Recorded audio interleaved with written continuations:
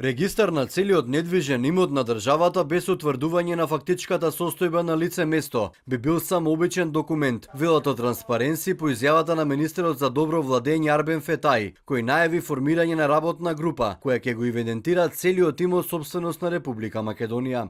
За успешен процес потребен е поголем човечки капацитет, но со вклучување на повеќе институции. Само така може да се утврди и да се спречат злоупотребите на имотот и одредени коруптивни индиции, вели Благоја Пандовски од Транспаренси.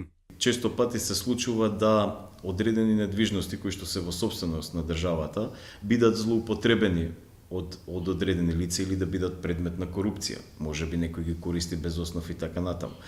Но она што треба да се направи за ова да биде ефективно и ефикасно, значи покрај евидентирањето на собственоста, која што мислам дека на многу лесен начин може да се извади од податоците кои што се располагаат во катастарот, треба да се утврди и ситуацијата на лице место.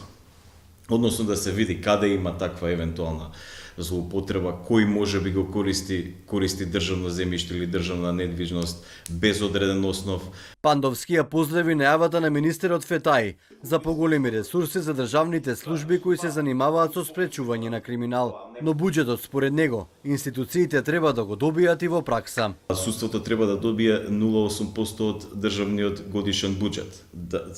Тоа е сумата со која треба да се финансира. Обвинителството пак 0,4% од државниот буџет. Но еве, во истражувањата кои ги имаме од претходните години, никогаш оваа сума не е достигната. Например, судството во 2023 година има 0,30 само.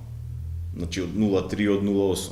Исто така е уште полош во 2022 година 0,31. Препораката за формирањето на работната група е од Државниот завод за ревизија, а иницијативата зова Америка поминала пред околу 1 месец на влада. Според министерот Фетај, работната група би требало да започне со работа деновиве, а очекувањата се дека до крајот на наредната година ќе имаат евиденција колку недвижен имот поседува државата.